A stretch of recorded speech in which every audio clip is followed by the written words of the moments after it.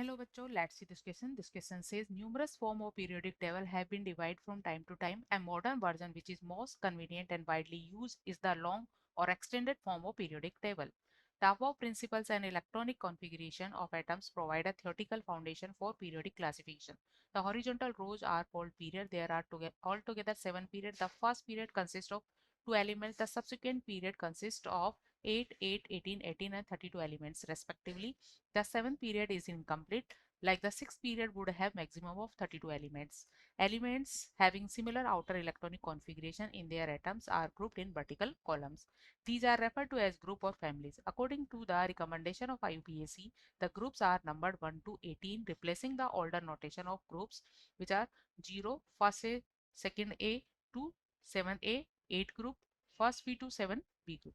Each successive period in the periodic table is associated with the filling up next higher principal energy level following above sequence. The number of elements in each period is twice the number of atomic orbitals available in energy levels that is being filled. All elements are classified into 4 blocks: S block, P block, D block and F block, depending upon the type of atomic orbitals that are being filled with electrons. The question is, the element with atomic number 92103 are known as option A, D block elements, B, lanthanides, C, actinides and D, transition elements.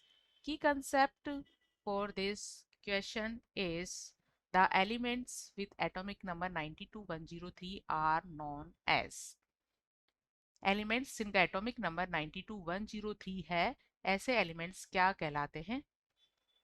की concept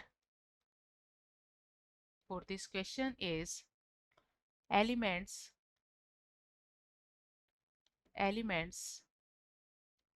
with atomic number 92103 are known.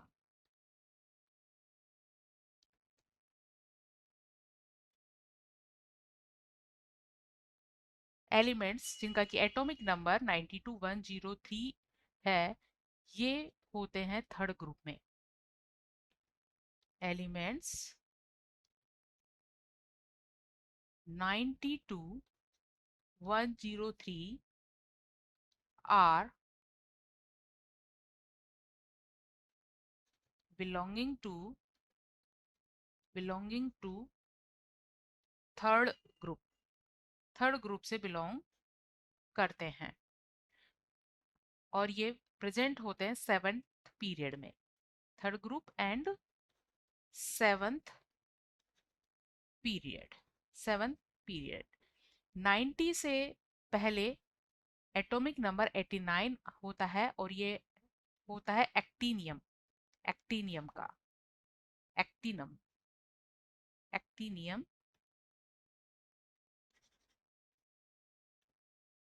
Atomic number 89 होता है एक्टिनम का और इसका electronic configuration इस तरह से होता है 5f0 6d1 एंड 7s2. इसका कॉन्फ़िगरेशन इस तरह का होता है और ये कॉन्फ़िगरेशन थर्ड बी ग्रुप या थर्ड ग्रुप का होता है. Third group